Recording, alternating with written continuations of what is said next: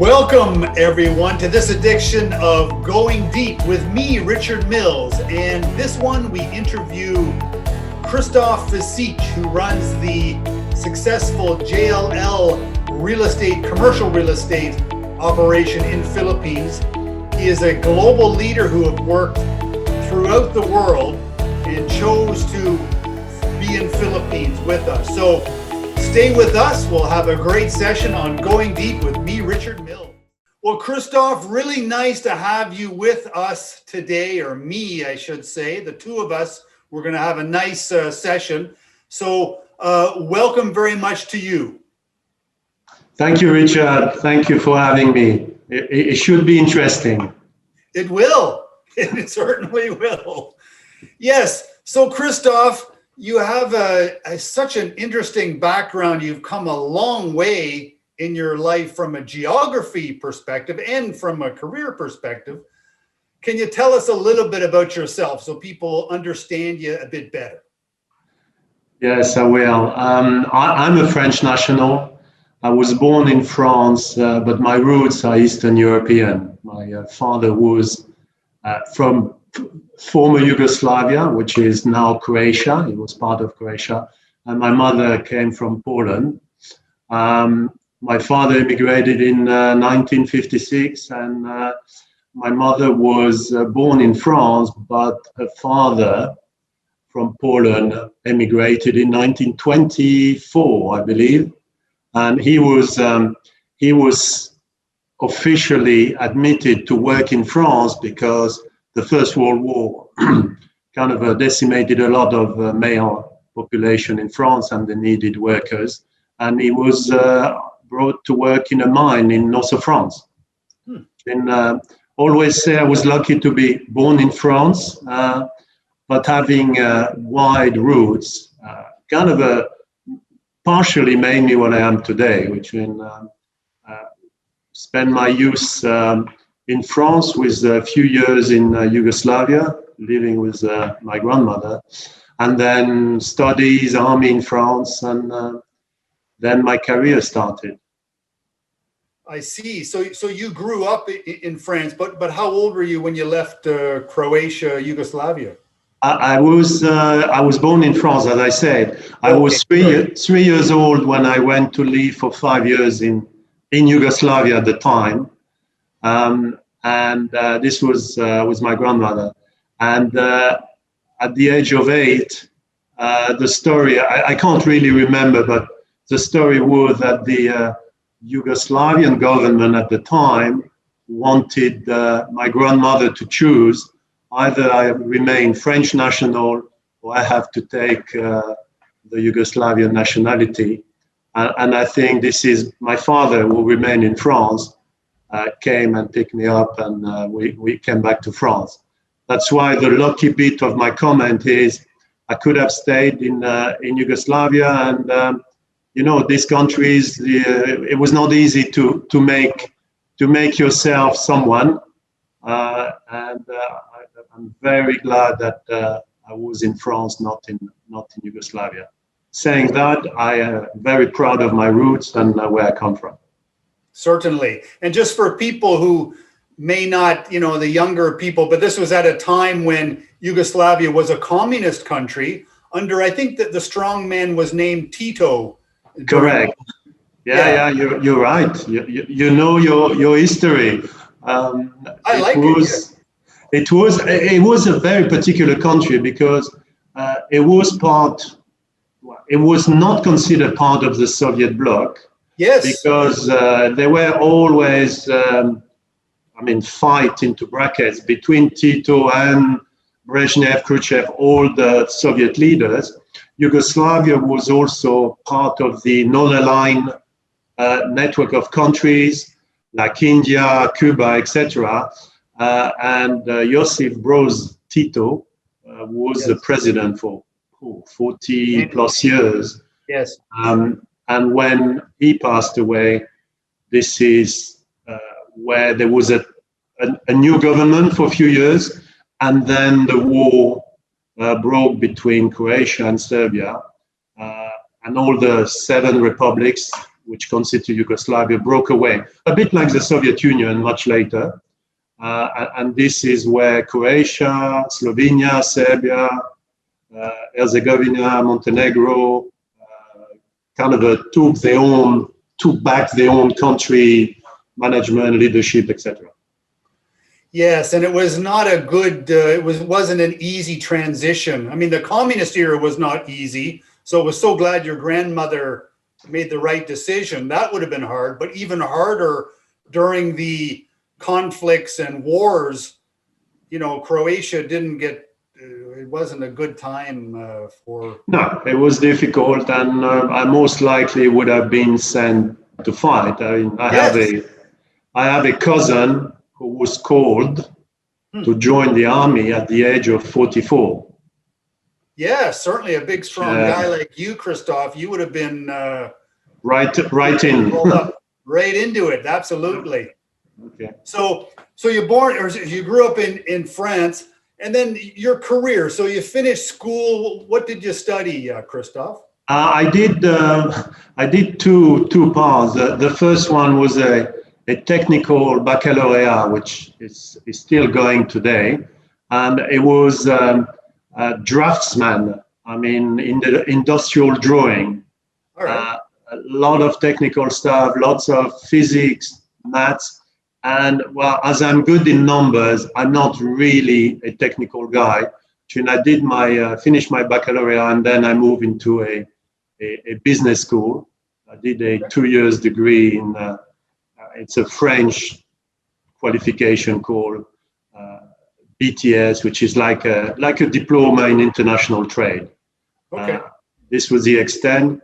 Then I had no choice. In France, you had to join the army for 12 months. It was compulsory at the time. Okay. I have to say, I enjoy my 12 months.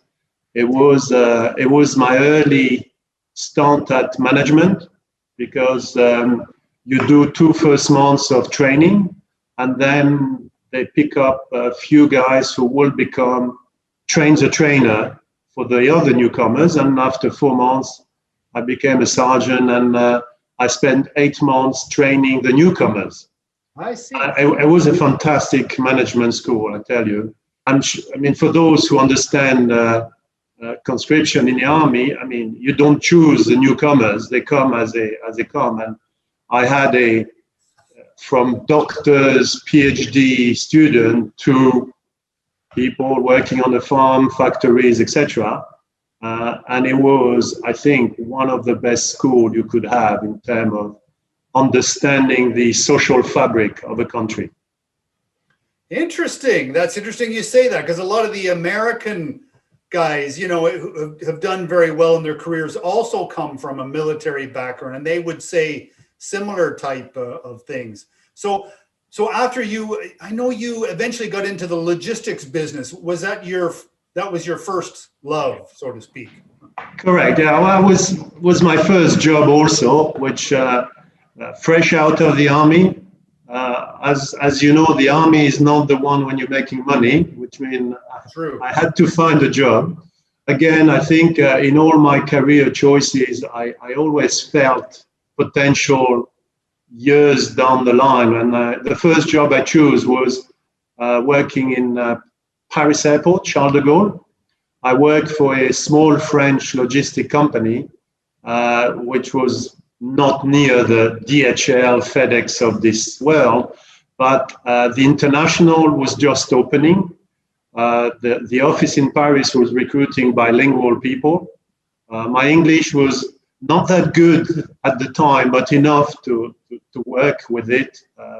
And I was given my first job. And again, I had to work. I didn't have too much choices. And I chose the evening shift. And I started 3 p.m. until 2 a.m. in the morning. And I worked my first year practically every night, which means I also relate very well to the BPO night shift. It's a tough job. It's a really tough job, I tell you. Sure. Your social life doesn't exist. Yeah. And then now you eventually ended up in Russia. That wasn't right away though. Yeah.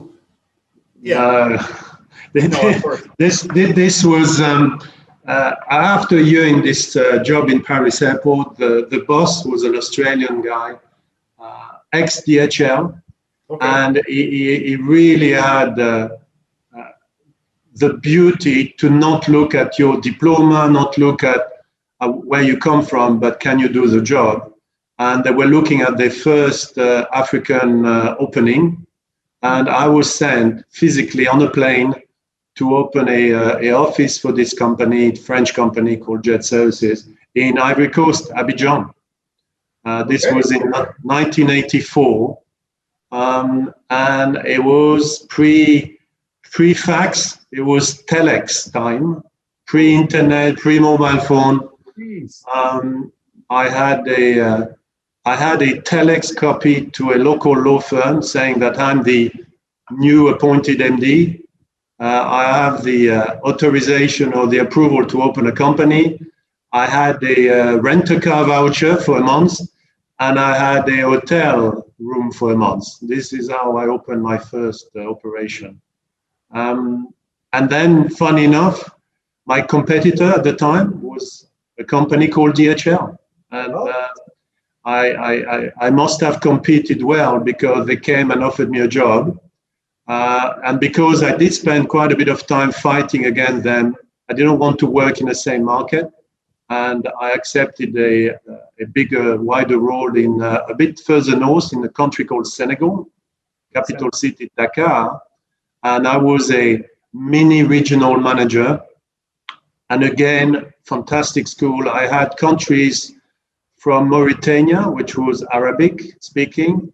I had French, Senegal, Mali, which is a small country. And then I have English speaking with Gambia. And I had Portuguese speaking with Guinea-Bissau and Cape Verde. And again, very small operation, but the cultural, language, different type of management skills. This was, again, one of the best schools I ever had. And DHL being a very good training company at the time. I see. So this was in early days, though. This was pretty rough times, wasn't it? Like a bit dangerous? No, not dangerous. Maybe a bit Mauritania. Politically very stable because most of these countries had the president that were president at the independence. Okay, which means Ivory Coast had a president called Houphouët Boigny, again, 30, 40 years in power. Senegal had a president called, it will come back. So these were very stable country, a lot of French influence for the French country. Gambia was more British linked, and Portuguese for the other, which means it was a time where we didn't have the problem we had today.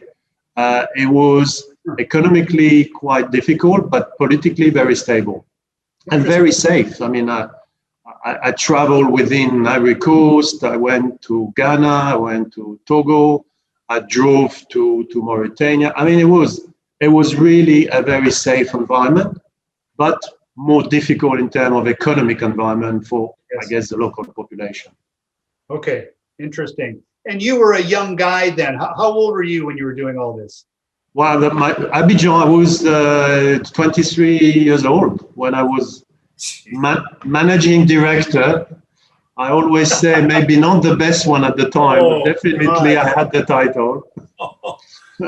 Wow. 27 when I went to Dakar. And then I moved because DHL was opening Eastern Europe and I felt attracted by my roots. And again, very early days within DHL, it was kind of a not structured, very entrepreneurial. And I applied for the MD job for Yugoslavia. Was still at the time for Yugoslavia. I kind of back to my roots. Yes. And between the time I flew for the interview, the head office was in Budapest. The regional boss met me the first day for breakfast, and he said, "Look, I'm very sorry, but we have found a MD for Yugoslavia. He was there, foreign trained, etc. But happy to offer you Poland." Okay, it was fine. It was much better because Poland was much more developed economically, much more stable. This was in 1989, October, and I relocated from Africa to Poland on the 4th of October, 89. And we all know the Berlin Wall. Yeah. In November. That was right at the time then. When was Absolutely. that? Because that was 89, right? Correct. The Berlin Wall came down on the 23rd of November, 89. Wow. So you were right in the heart of things. I was sitting in my hotel room in Warsaw watching CNN, following the events developing. And also this was where Poland had Solidarność, which was the soft revolution with the president at the time, Jaruzelski, who more or less understood that he had to pass power to a new government. And I'm trying to find the name of the Solidarność leader who became president. I know who you mean. Lech Walesa. Yes. And this is 89, January 90, Poland open. When I say open, new economic laws, private investment allowed. I mean, it was amazing how a country in a space of few months can shift from a communist type of country to an open market one. And it was done very successfully. It was. And so just again, Christophe, just for the younger people who might not have read but this is at a key time in history when, when Christophe and I were young, a third of the world was controlled by communist regimes. In 1989, the first one to fall, so to speak, was Poland. And yes, correct. Right correct. It was the first. Yeah. And the first one to really move was Poland. It was not as straightforward as like the Berlin Wall, which was one event, few days, and East Germany opened up. But it was a very swift transition, successful, and the main, I think, the main outcome was without bloodshed. This was very important. I mean, there was a bit of a problem with demonstration, protest, but nothing like we've seen in some other countries. Certainly, it was a very excellent transition. And I think that's the reason why other countries followed quickly until the Soviet Union itself fell in 92, I guess it was. It was 91, you're right. It was Gorbachev, which is a very interesting leader. He's very much liked outside Russia because he is credited with, well, it's not the collapse of the Soviet Union, but the breakup of the Soviet Union into individual countries, again, without bloodshed, without the Soviet army marching in. And I was transferred in September 91, when I arrived in Poland in 89, very happy, doing great development for DHL, and they really needed a new MD for Russia. For CIS, because what Gorbachev tried to do in the first phase is to keep kind of almost like European Union or ASEAN, try the economic group of former Soviet Union, and he came with the idea of the Commonwealth of Independent States.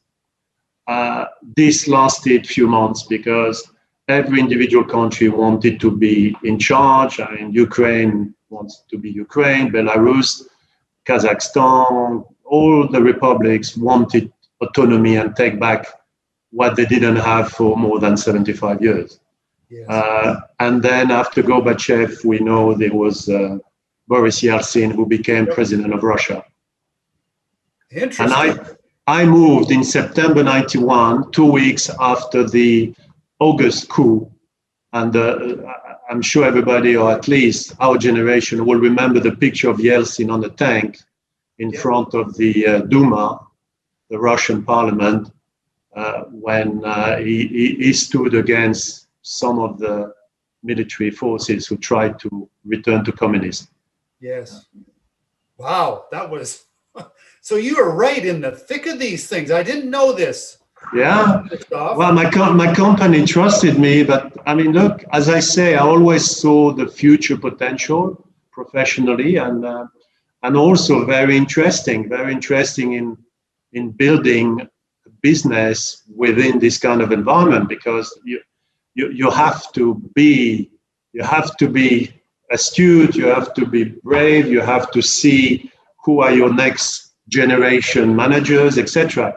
I mean, professionally, again, was fantastic time, and the economic growth of Russia during the early days of Yeltsin was tremendous.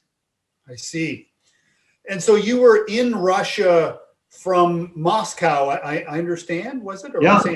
Okay. Yeah, based in Moscow in 91. Okay. And I remember my DHL contract was negotiated because it was done at July. I was country manager, this is the title DHL used, CEO of CIS.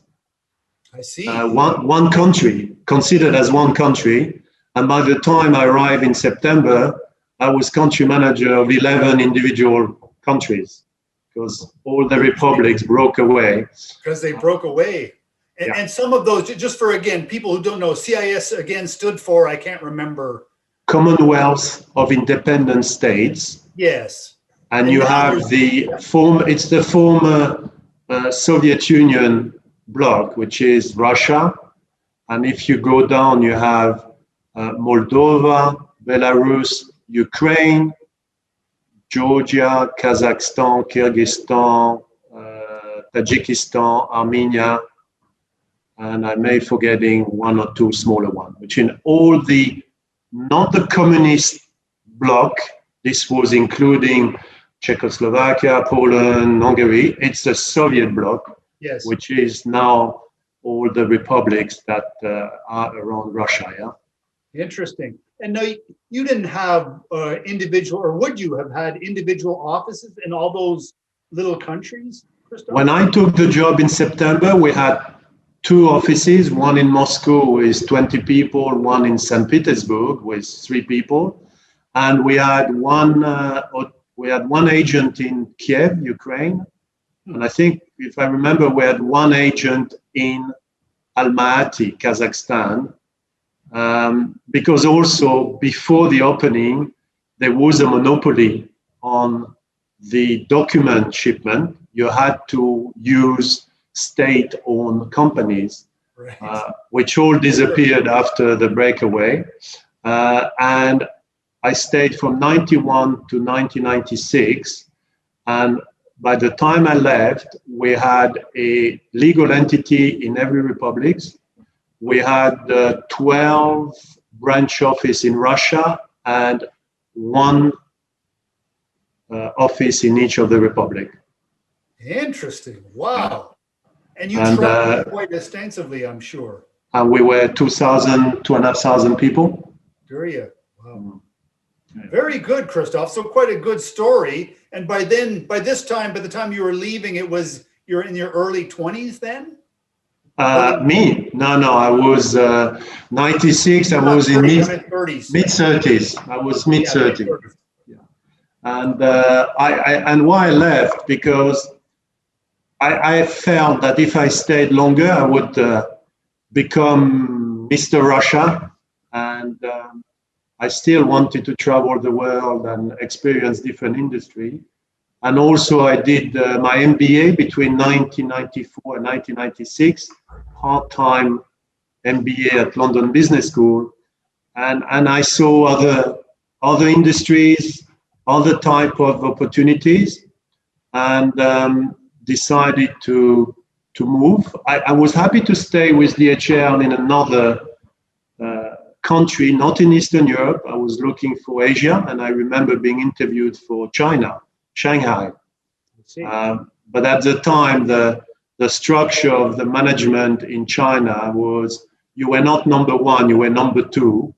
And I felt that being number two in an emerging market, it's not conducive for success. Didn't take the job, was in London when I was headhunted for a telecom company, Swedish group, not Ericsson, it was a private group called Kinnevik.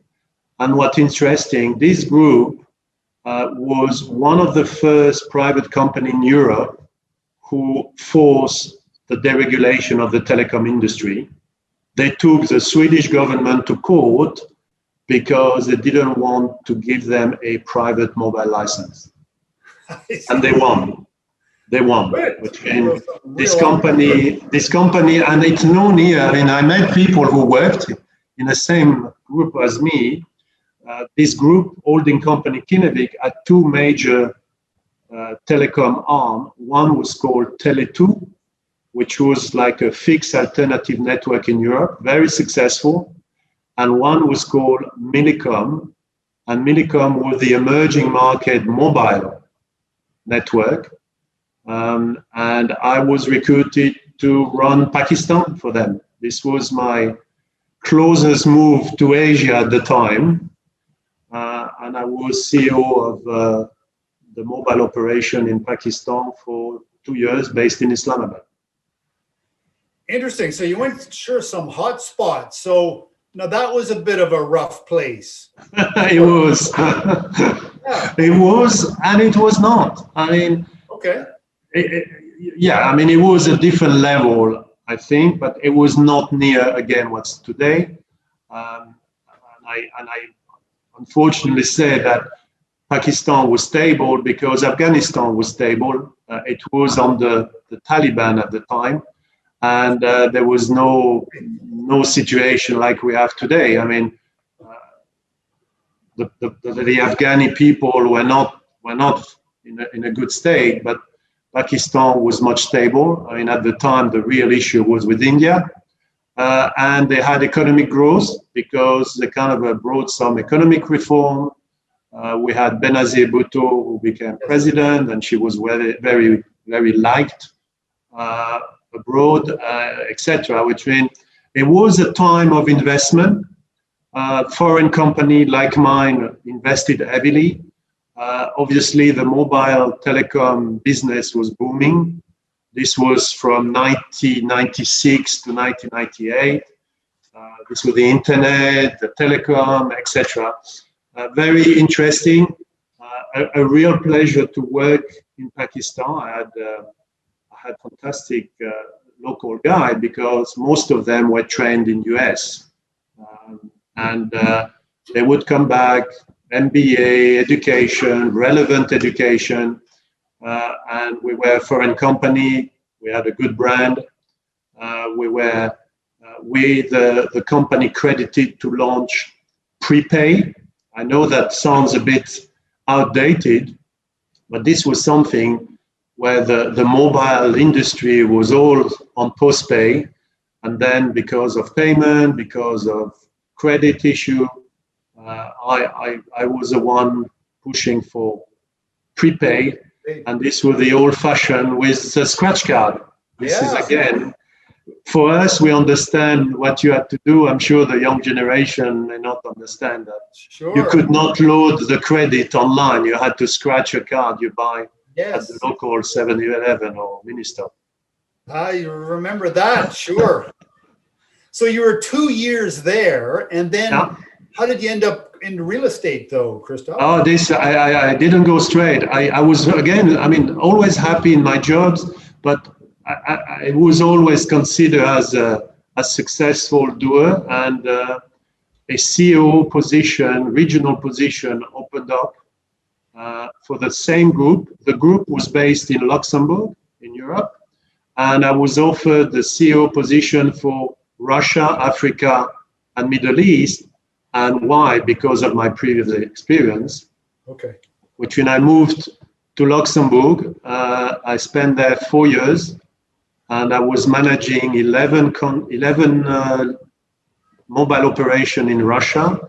We had 2 at the time in Africa. I opened 3 more, and I was hunting what you call license in Middle East, which was starting to deregulate the telecom business. It was Luxembourg is a paradise in Europe, and it's very unknown. I think one of the safest country in the world. I mean, I have an anecdote of going on a weekend on Friday. We had a house in central town, and I forgot the keys on the door of the house. Physically, I don't know why. We came back on Sunday night, nothing happened. The keys were there, nothing inside. I mean, it was a gem for family and kids, one of the best social state. I don't know if recently you may have read in the news, Luxembourg has put in place free public transport for all the Luxembourg network. Wow.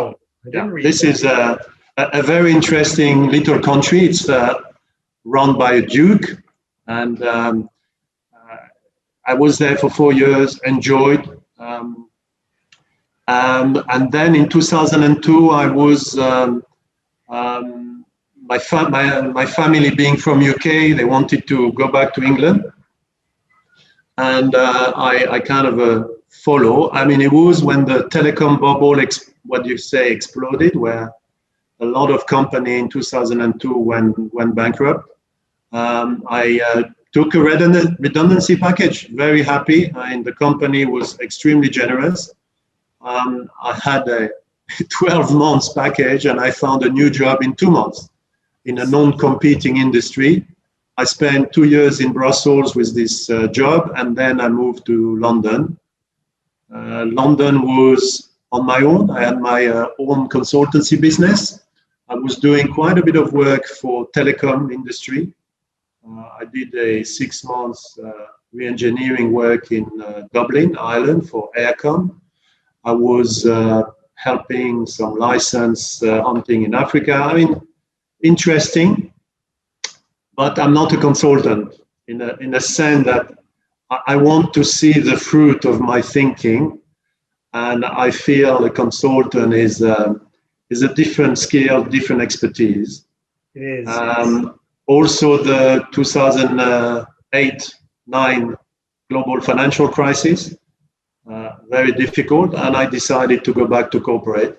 And this is where JLL recruited me in Moscow again, obviously for my experience. And this was in 2009, September. Okay. Interesting. And so real estate, and that's a different world, but you had a big advantage because you already knew a lot about the whole region. So, yeah, I mean, I guess JLL saw in me the local geography expertise. Yes. Also, as you know, the compliance and ethic of JLL is top, and they really wanted someone that can manage an operation in, I mean, I would say Russia at the time was still an emerging economy. Okay. Booming, but still in transition between the old ways and new ways. And I think they wanted to ensure that, because there was lots of investment coming also, that the investment would be safe and shareholders would not be worried about the operation in Russia. Which means I was brought as number 2 to work with a new MD. And then because of my experience, I was given Ukraine and Kazakhstan to manage an additional business line. But my first role was Chief Operating Officer, which means I had the whole non-business line responsibility, marketing, accounting, finance, HR, and some business lines. Okay. So you had a lot of experience in Russia and Moscow. Now, can I just an aside there, but there's a lot of talk about Russian mafia and dangerous and so forth. Did you find it like that, or was that more the headline news in the background? I think it was there. There's no doubt that, I mean, I even know people who got into trouble. My DHL time and JLL, I always said, first of all, I was not in industry which are resellable. I think people in the food and beverage or FMCG had more trouble because their product have a value for resale. Okay. I mean, DHL, I mean, document has no value, and JLL, it's real estate. Saying that, I also believe that you have to stick to your principles. Yeah. And if you stick to your principle, the people who wants to do business with you understand the way you're going to do business with them and not any other way. And I always said, some big real estate client, not ours, will never be JLL clients. It's fine. We are very, very okay with that. Yeah, good advice for anyone operating. Yeah, okay. So you were in Russia, did well there, and then decided you wanted to go to Asia or somewhere else, or what?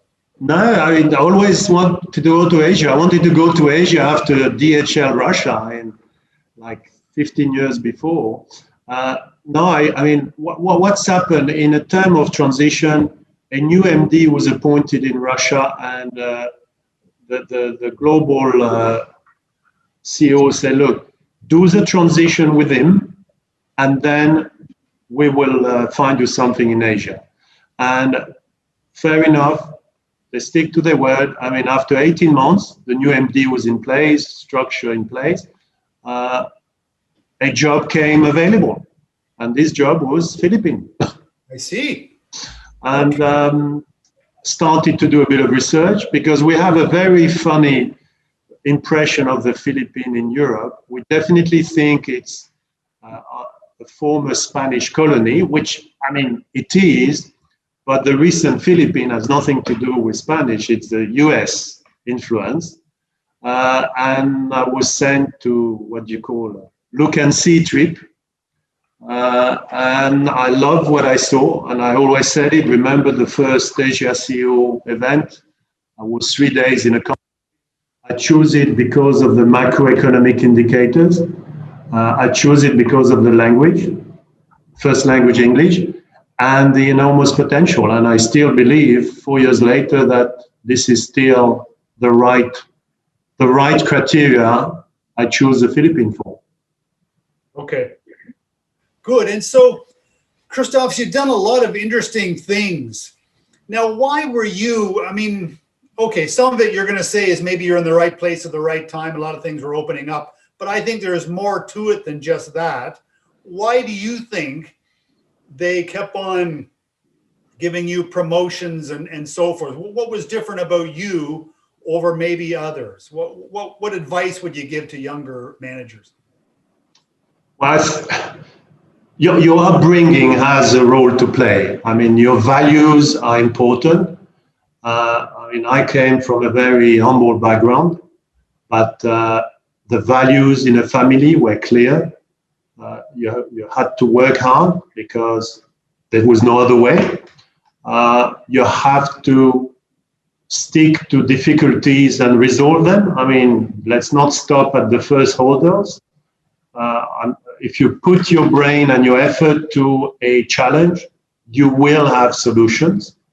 I'm a performer. I want to succeed, which means I'm building extremely performing team. And this is something that I believe any corporation will look at. Having a lonely single CEO leader that do well is still less impactful than having a successful CEO with a successful team.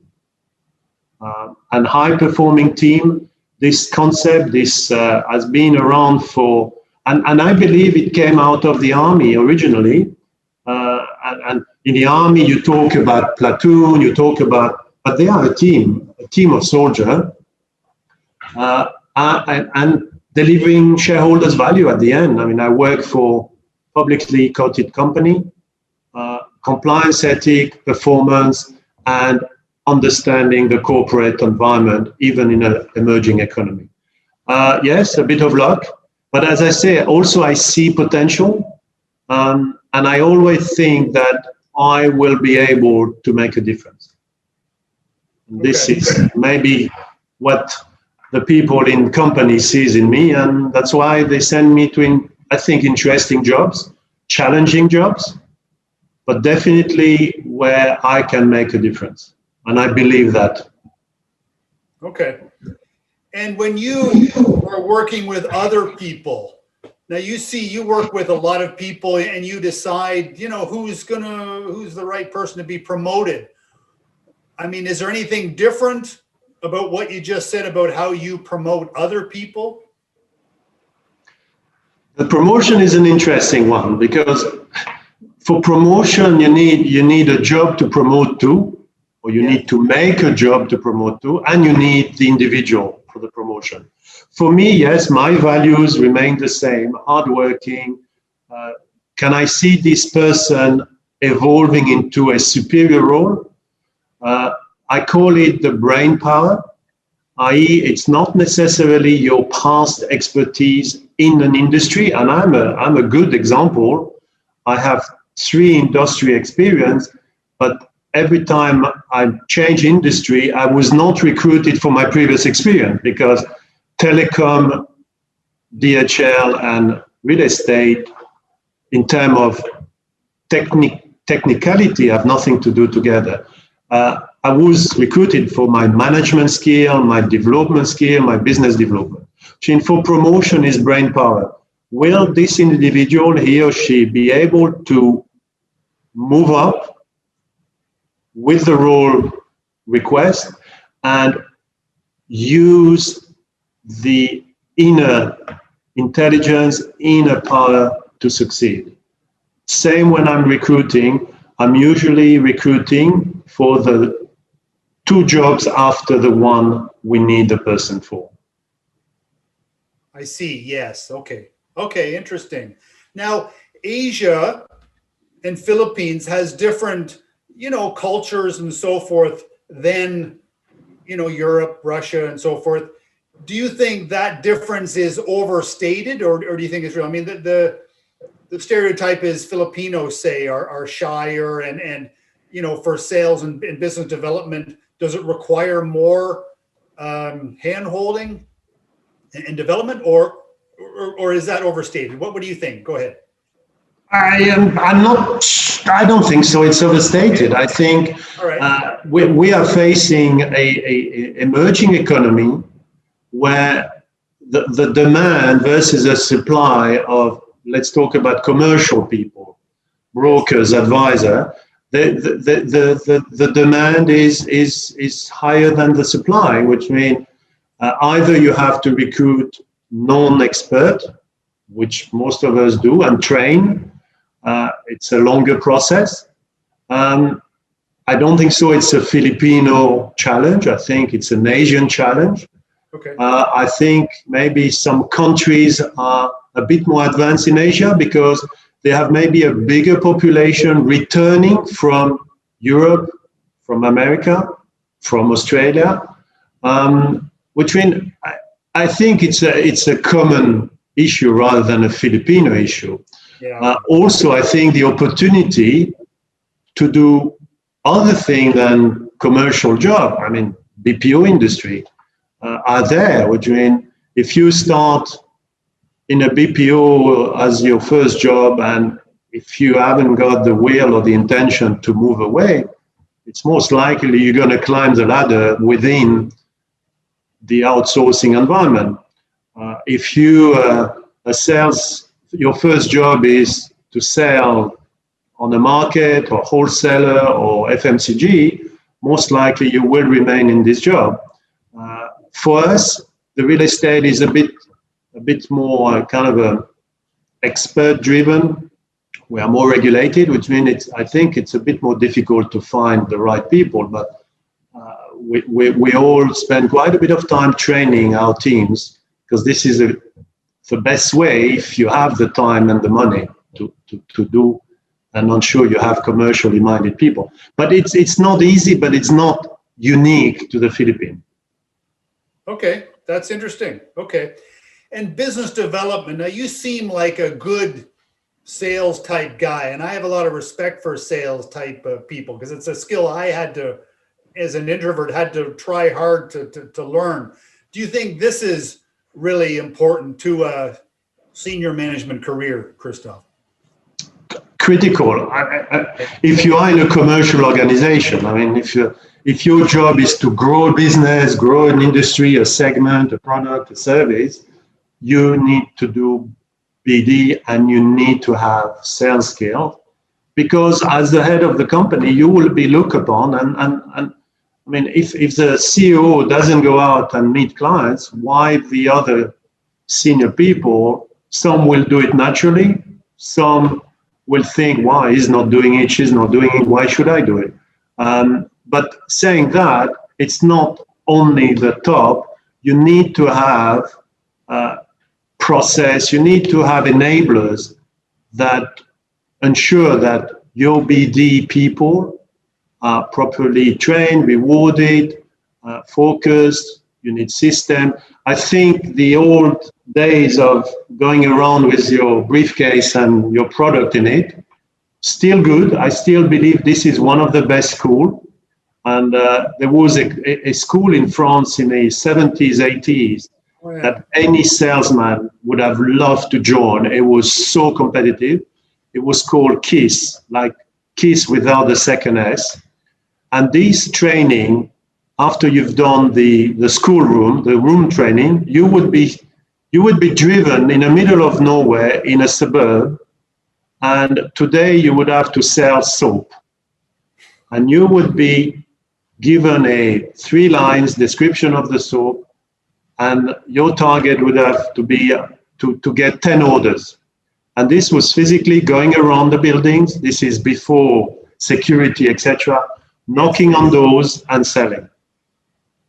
And this is still one of the best schools. This is the hands-on school. Now you have more sophistication, but the principle is the same.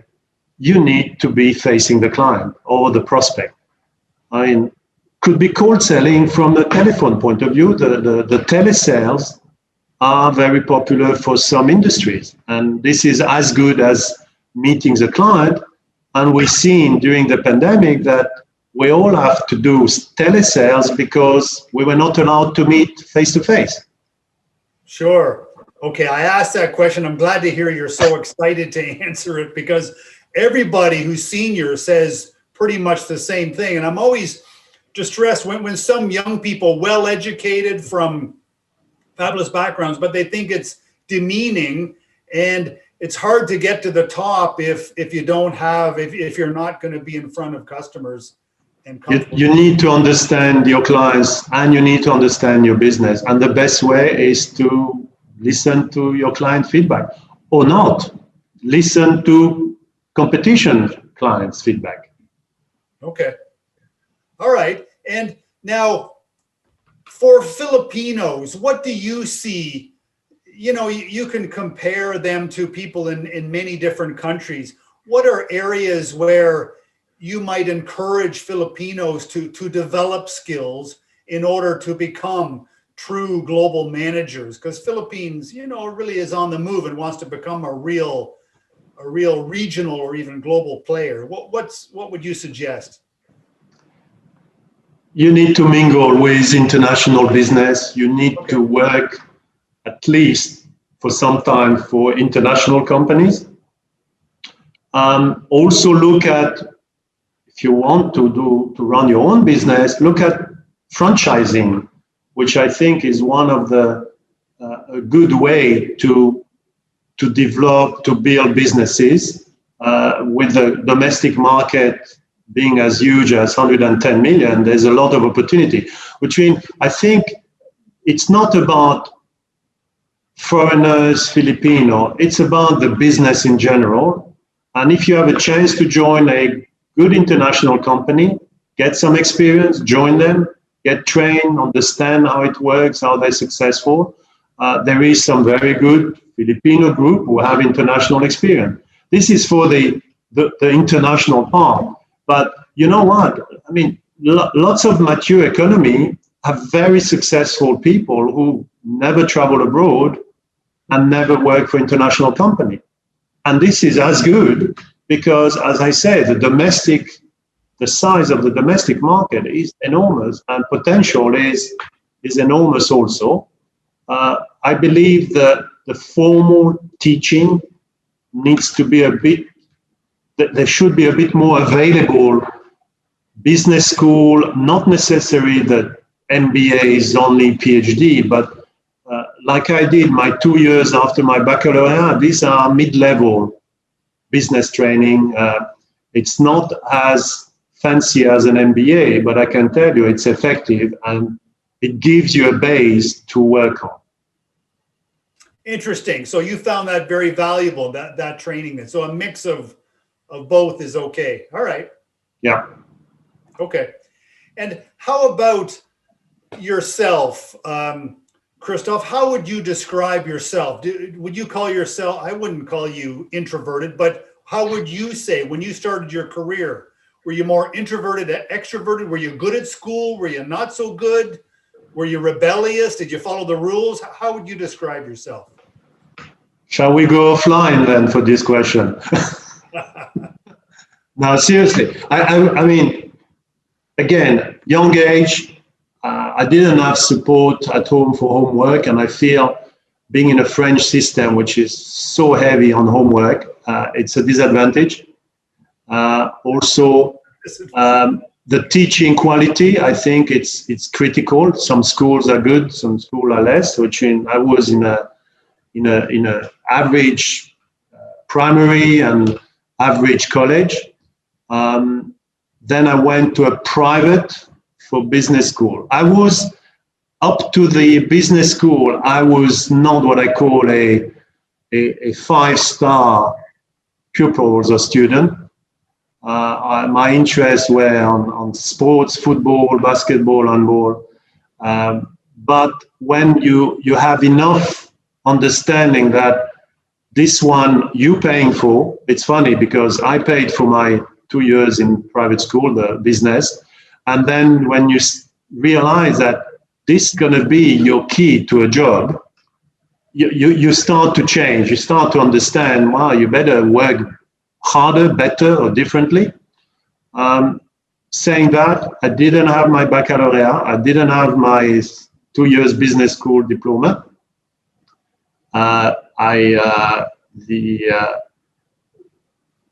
It did not prevent me to find good jobs because I think I had other qualities.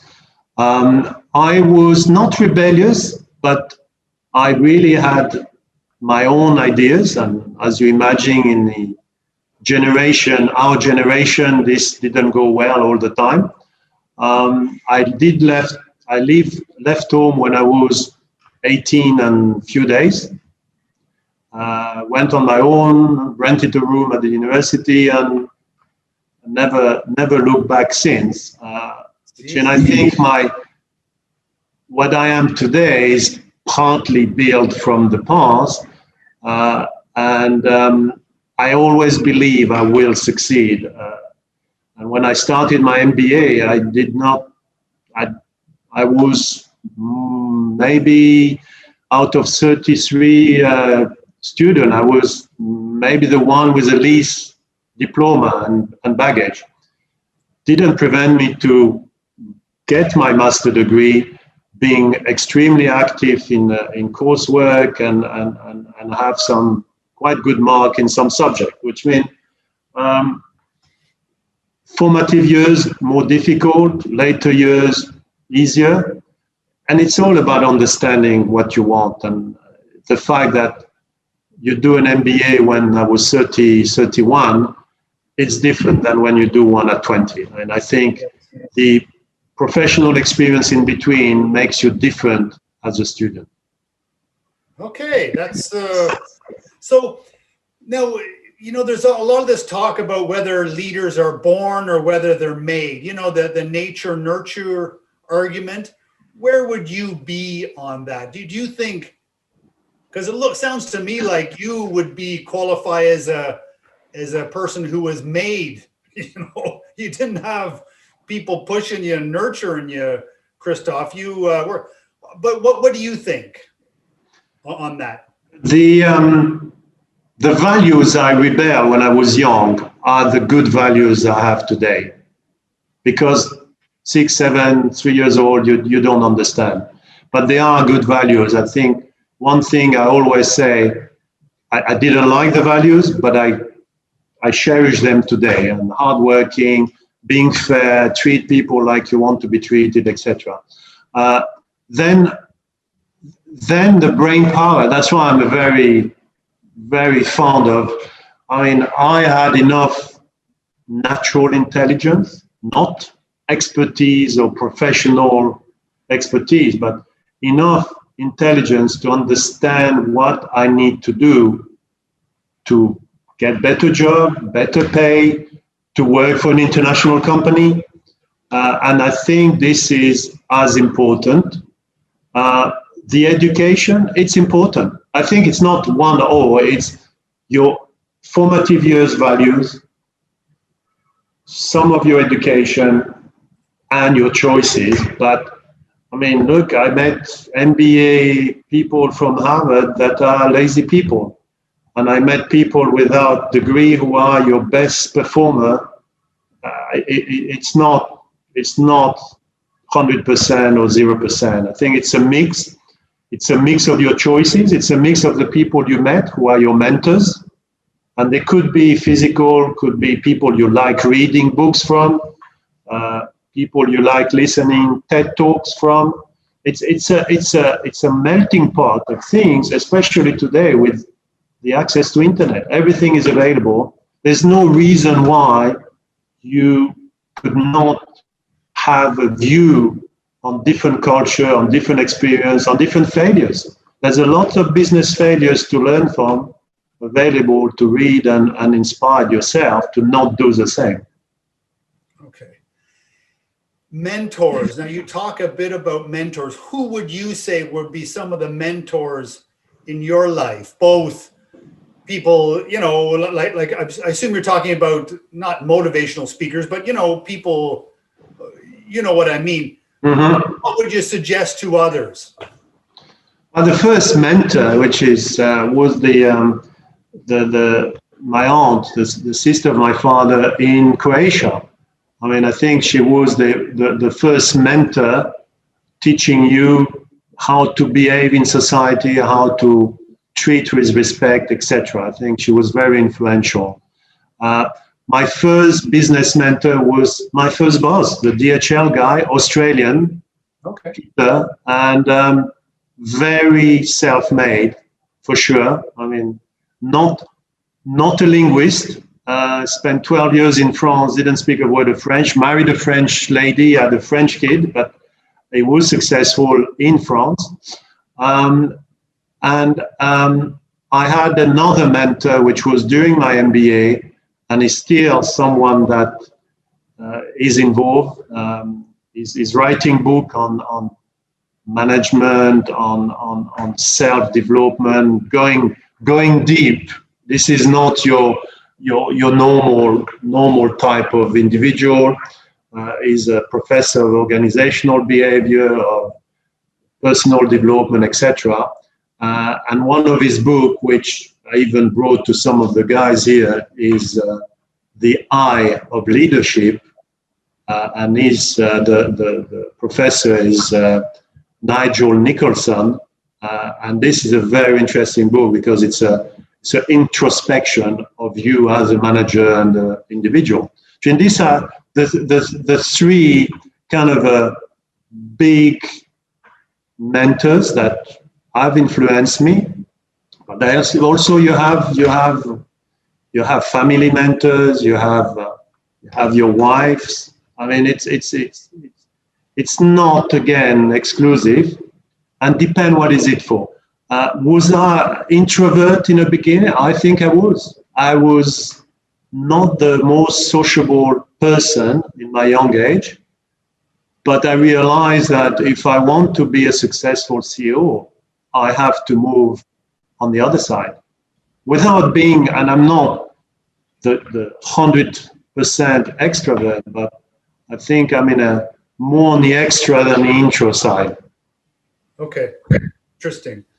And motivation. Now, you seem like a motivated guy.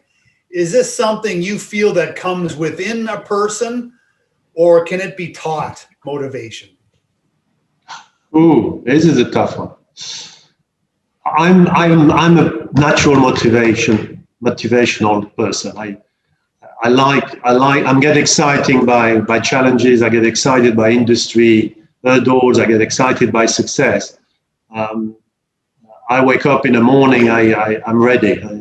It's 4 o'clock, 6 o'clock, 8 o'clock, whatever.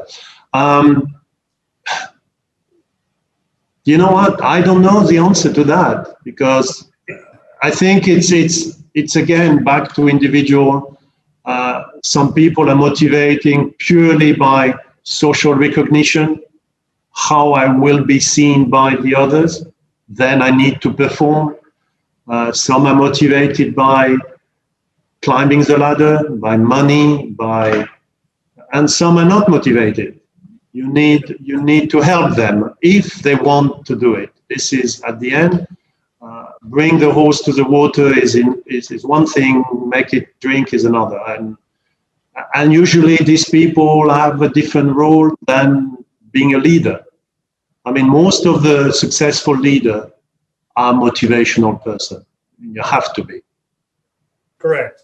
So how do you go about motivating people? Is it, I mean, it sounds very individual, but when you're motivating a sales group, you can't do it, each individual person different, can you? You got to have general concepts in place. Yeah, well, you have your objective, you have your KPIs, you have the individual, group KPIs, company, you have goals. I mean, it's the traditional setup, but also I like one-on-ones. I mean, informal, kind of a try to see who is in front of you, because again, we sometimes at the top kind of do things for group, assuming this is right for every individual member of the group, or a sales team, or a commercial team, advisory.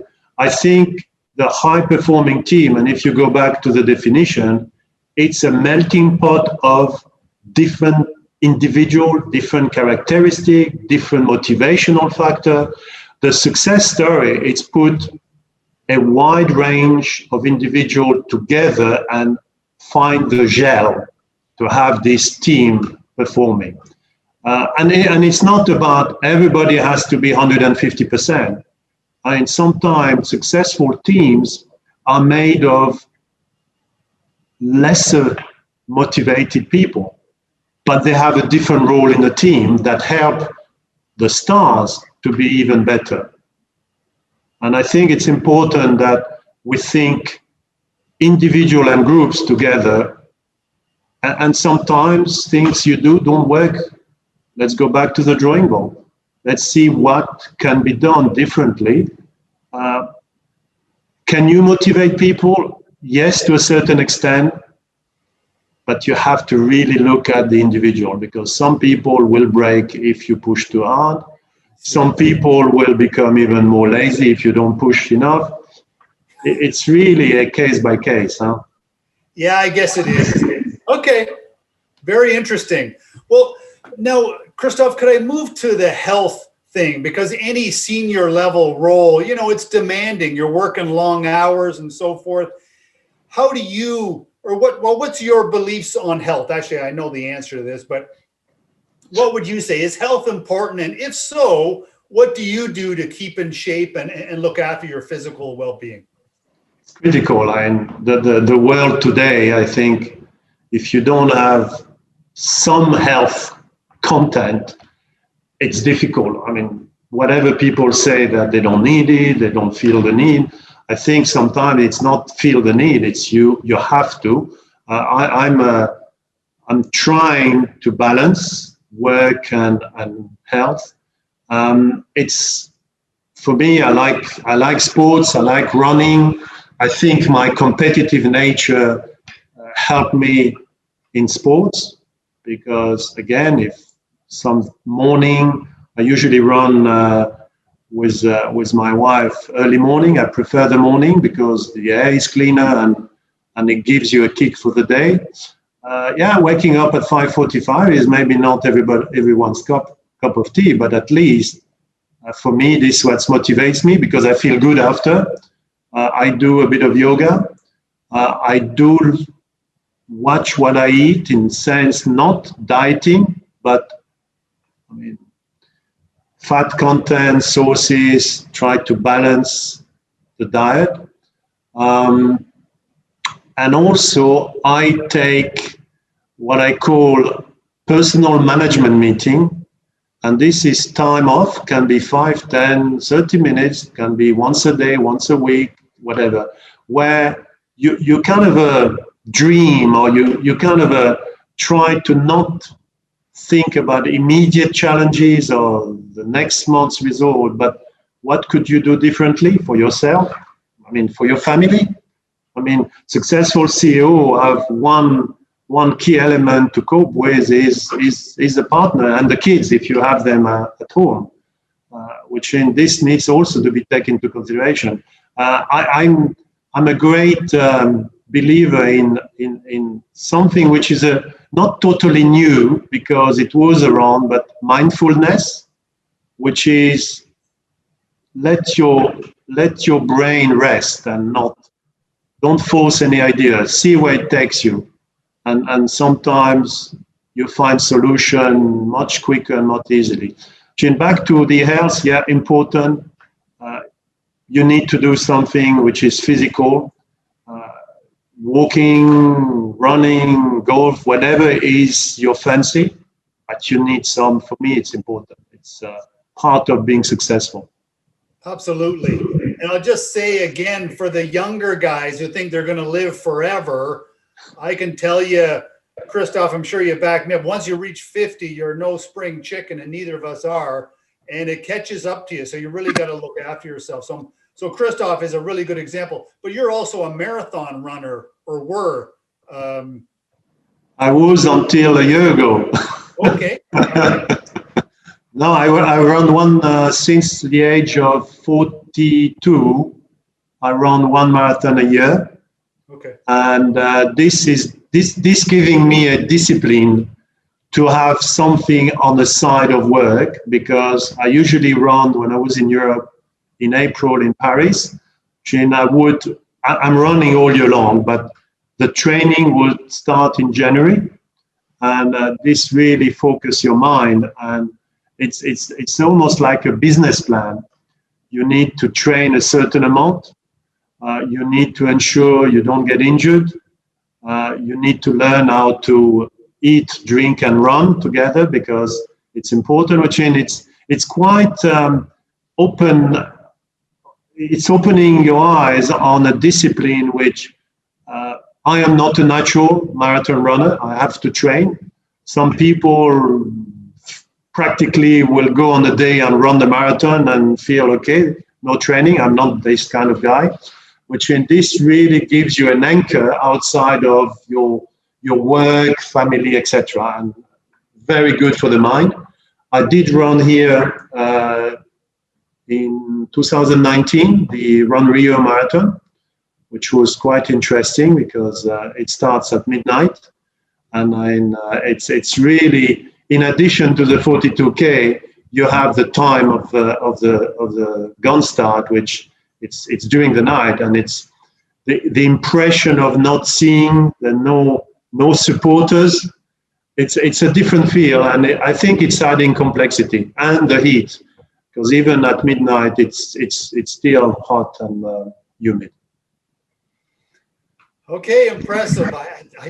I'm not man enough to do that though, Christophe. I got to admit, But on this meditation, let's say I'll call it that.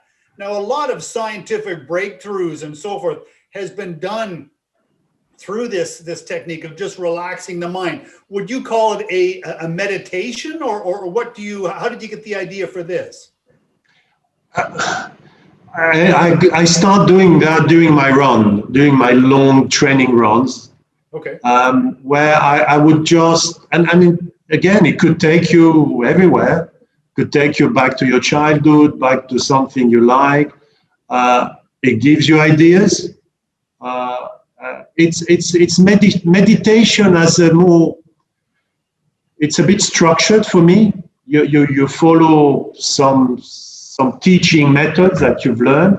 Mindfulness is really when you're in a state of relaxation. It's almost like the barrier within your brain collapse and you wander. And sometimes it's really silly, stupid things. I mean, it's like, oh, I haven't eaten a steak for a while. I want a steak. I mean, it doesn't need to be social rocket science every time, but sometimes you're revisiting things. I like to think about, did I do the right move during my last management meeting? Did I say enough, not enough? Can I do something different? I mean, what kind of a holiday? I mean, for me, meditation has a more structured. Mindfulness is more, there's no rule, there's no restriction, just wonder. Okay. And even if you don't have an outcome, you will have rest your brain for a while. Okay.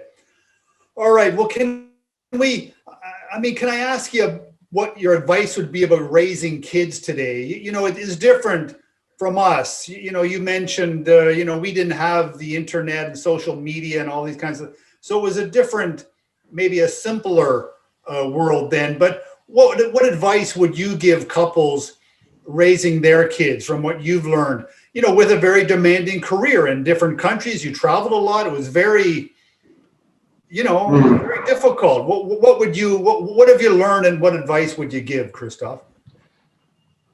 For me, there's one which, and it bothers me a lot today. Okay. And I don't know in the Philippines, I know more Europe. We do not teach our kids the boundaries of what's allowed, what not allowed. And the power of saying, no, this is not allowed, is very, very needed. I mean, boundaries of acceptable and non-acceptable, for me, is key in any education. And this is something that I believe the new generation may not teaching, may not educating the children. The other one, my children, when they were young, the internet started. And the rule, and this is something even today, unless it's really, really important, when we have social time, no telephone, no internet, no tablet. And I see so many reunions in restaurants, so many dinner tete-a-tete couple, and there's no discussion. It's all on the phone. And for me, I think this is another one. We need to teach social skills. You do not learn social skills on the internet. You learn them by talking to others and talking to other people.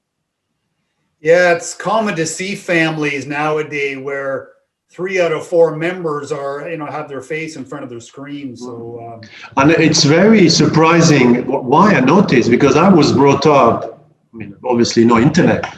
You had lunch and dinner with the family, and the Sunday lunch was, it was not a question, I have something else to do. You had Sunday lunch and you were talking. It was your information. It was your internet. Yeah. And I notice in restaurants, because there's no noise, you don't hear people talking. And you look around, they're not talking, they are on the internet. And this is something that we should teach our children, the social skill of interaction. Correct. Okay. Good advice. And Christophe, now women, this is also an important, or men, if you are a woman, but your significant other. what advice would you give? I mean, do you consider yourself an expert at women nowadays, or are you still learning about them? Nobody can be expert. I don't believe that's happened anytime. I'm not an expert. I think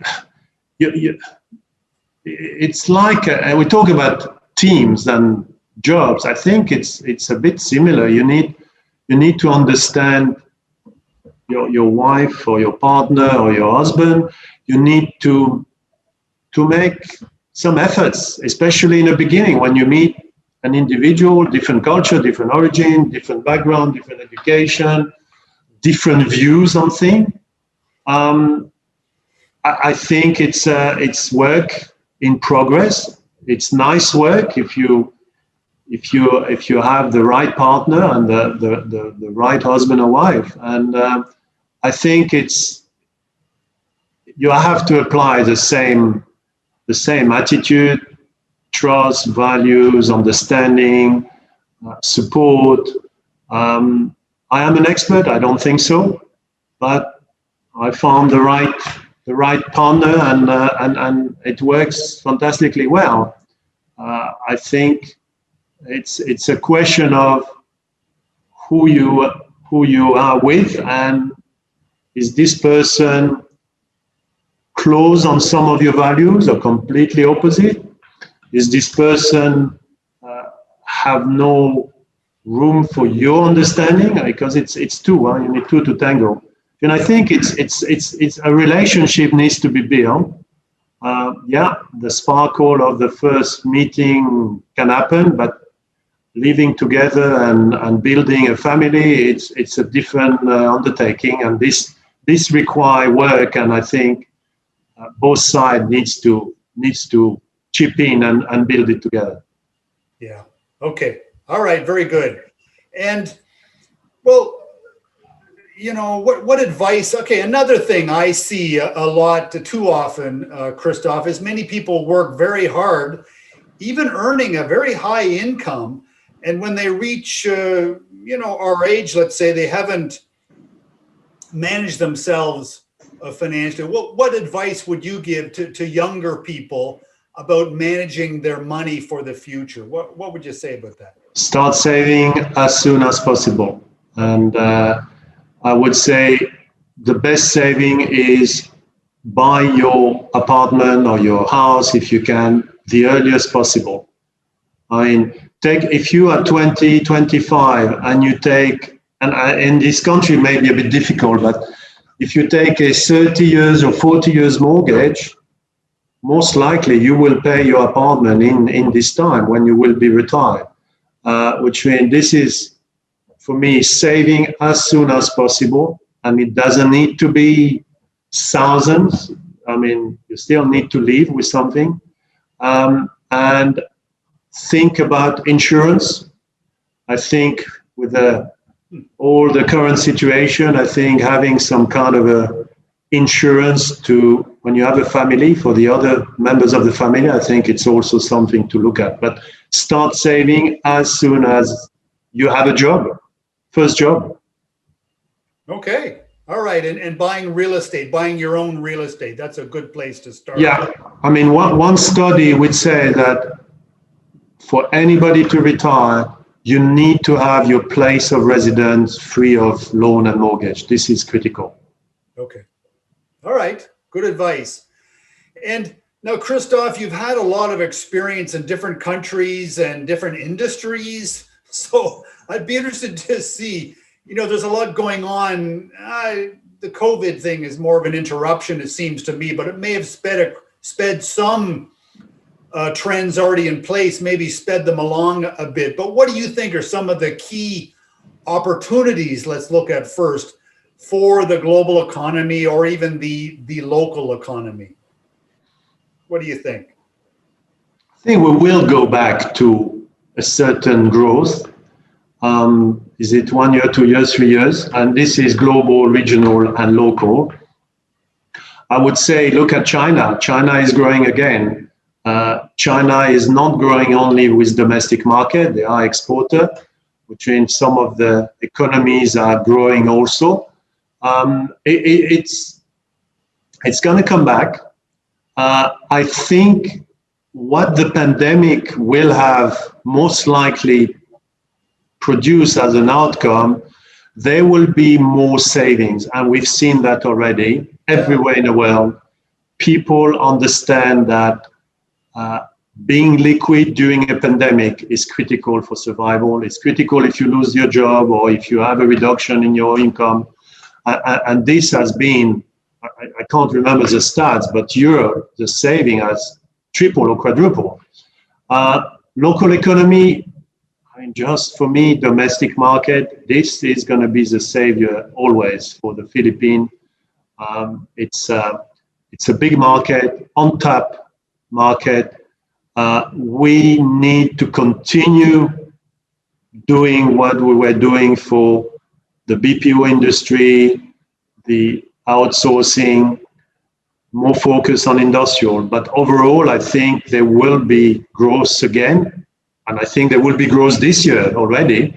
I know it needs to be at a certain level of GDP for the Philippines, but once a certain amount of people will be vaccinated, and the other countries will reopen, because the Philippines has interaction with other countries, I think we should be back on track. For me, I would say 24 months to 36 months to be growing at the level that will be beneficial for the Philippines. Okay.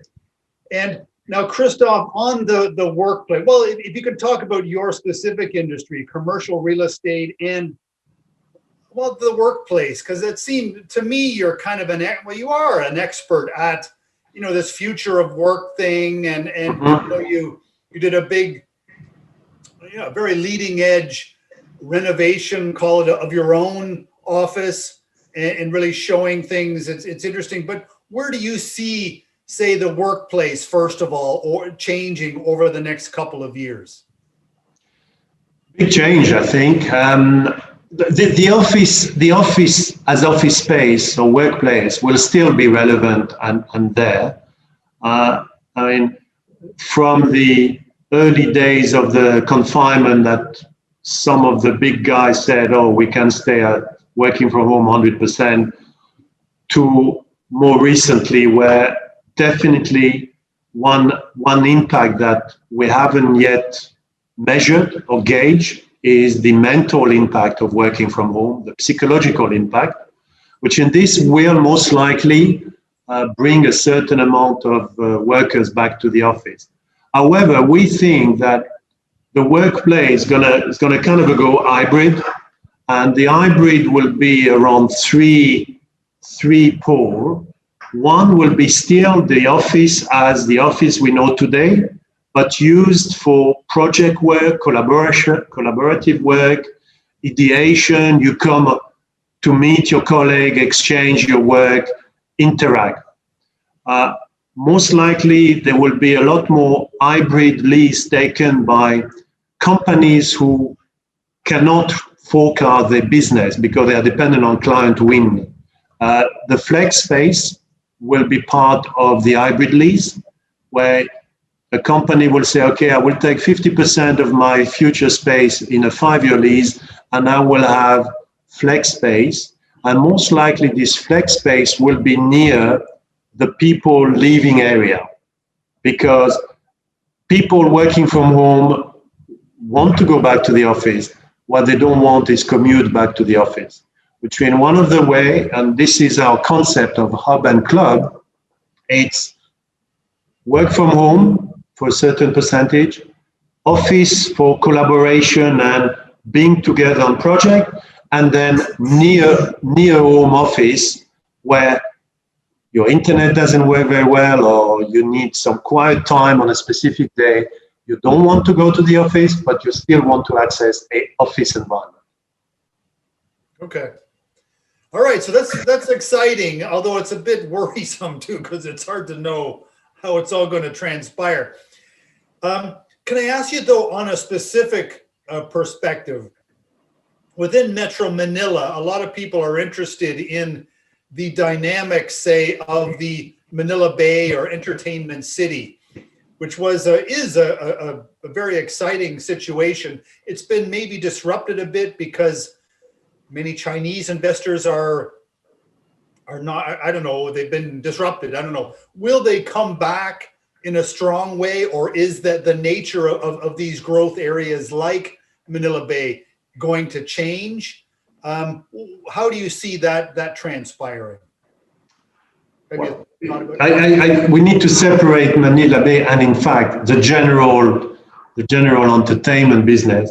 The casinos, hotel will, at a certain stage, be back in business. I mean, maybe not as the first asset class in real estate, but people will want to enjoy casino and stay in the hotel. The Pogo, which is the online gaming company in terms of real estate, this may not be as high as pre-COVID. From the point of new regulation in the country, or old regulation apply fully to the letter, the traveling ban, and the vaccination effect, because mostly Chinese workers in Pogos, which mean I think as a location of Manila Bay, I think there will be a future, because there's also plenty of office space that need tenant.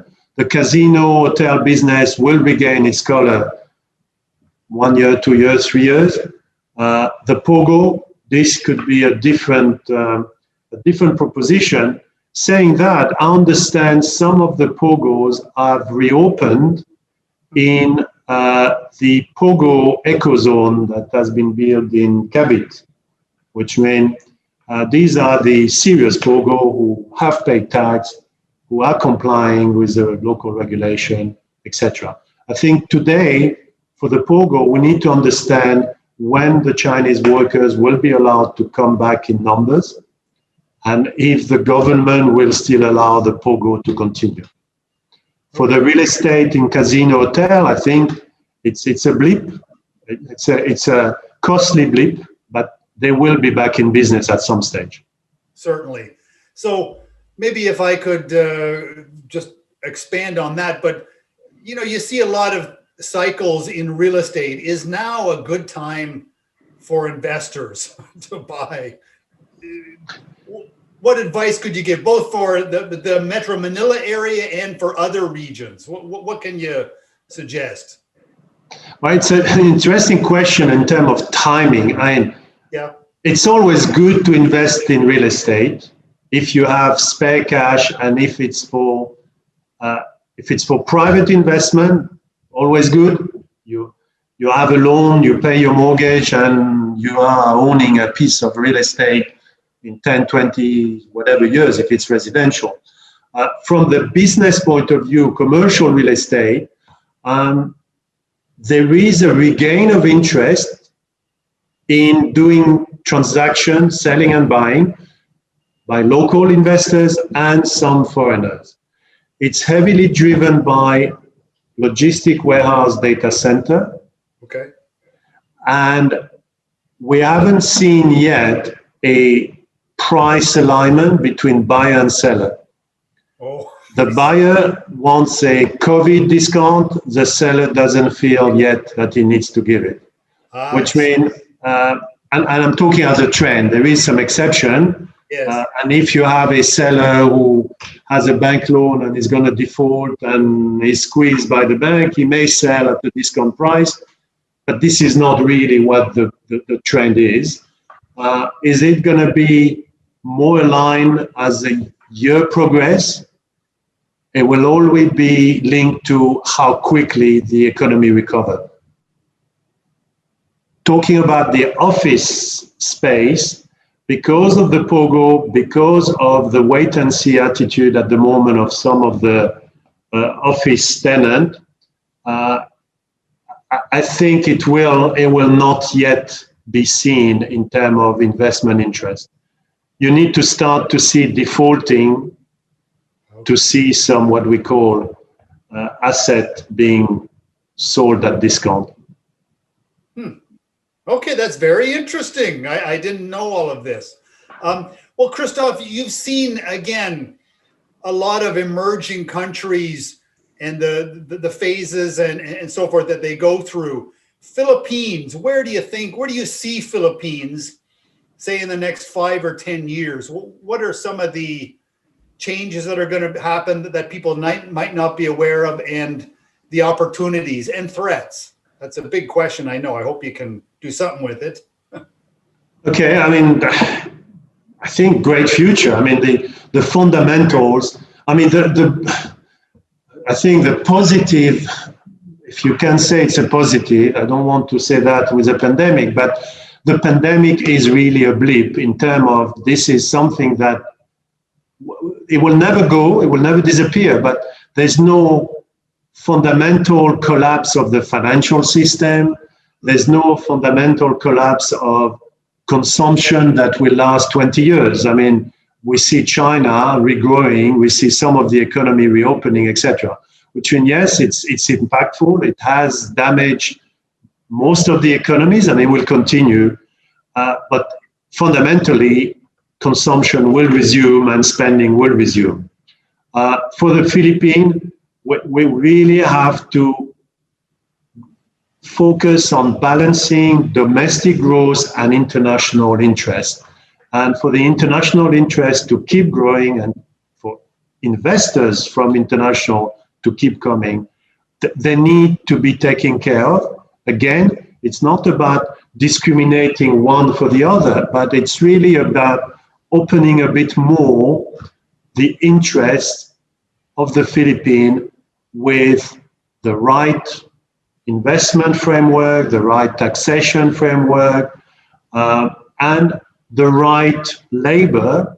And I think one of the maybe opportunity is to start focusing on not necessarily only speaking good English to work in BPO, but on bringing the more technical education,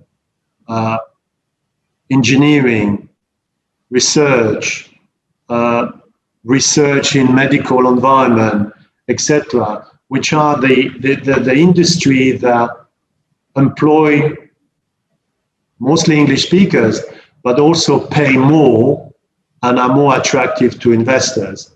I think I see one of the focus of the next 5-10 years is capitalize on the English, but move to more technical, higher end education. Okay. That's good advice. What do you think are some of is there anything you see that's holding the country back? I mean, education is one thing you mentioned. Is there anything else, do you think? Yeah, infrastructure, but it's been worked on. Yeah. And again, it's a configuration of the country, and it's not the same speed of infrastructure development than if it's in Vietnam or in a country which doesn't have islands and all that. But I think the government has really pushed on, and it continues, which is very good. That as soon as the confinement or lockdown was ended, the work resumed and the investment continued, because this will make the difference. I mean, we can see it. I mean, I could see it in 4 years in terms of traveling around Luzon or even traveling around Cebu, etc. Which means I think it's critical that infrastructure follows. We could be using more public-private partnership to finance more infrastructure. The airport infrastructure need to be boost for passenger, but also for air freight, and continue developing some industries like fishing, agriculture, etc. But it's infrastructure, because it leads to every development, is, I think, something that needs to be continue, if not accelerated. Okay, Christophe, this has been a very good session. And now, how about you for the long run? Now, you and I aren't spring chickens here. someday the day's going to come when we're both going to, relax or well, we're going to have to at some point. But what's your long-term plans? Do you head back to Europe someday? Russia? What do you think? What's your long-term plan? I mean, at the moment, there's no defined plan. Okay. I think it could be the normal way of thinking for some of the expats here who enjoyed the Philippines immensely. Maybe a few months in Europe, mostly France. I mean, we have a place in south of France, mostly France and sometime in the Philippines. I think the word you didn't want to mention was retirement, which is the big word.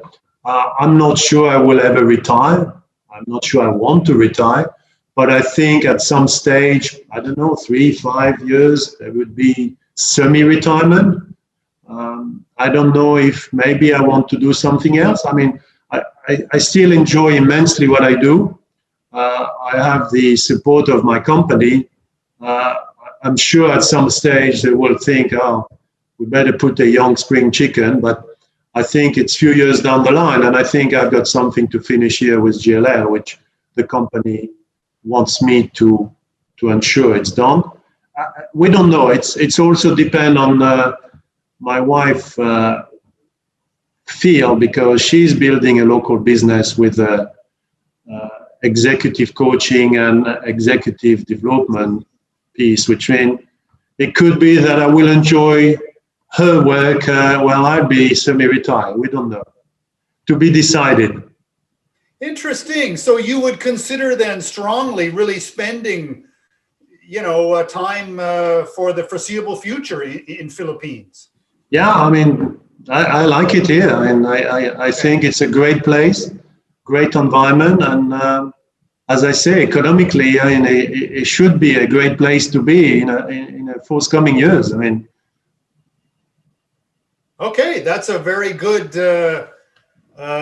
story and a very good statement of support for the nation, Christophe. So very good. Well, it's really been something watching you. I know you first came 4 years ago, and it's been a lot have happened since, but it has really been interesting watching you and your wife, the ups and downs and how you maneuver yourself. You are certainly a driven worker type of fellow. So yeah, Christophe, so keep up the great work, and we'll look forward to seeing a lot more of what you do in the future. Thank you, Richard. Thanks for this discussion. It was interesting. It was very interesting, and I think you're going to help a lot of people. So again, thank you very much. And thank you. So that was Going Deep with me, Richard Mills, and we interviewed Christophe Vicic of JLL Philippines here. And that was quite an in-depth session with a lot of interesting information. So glad to have you, and be with us for the next Going Deep with me, Richard Mills. Thank you.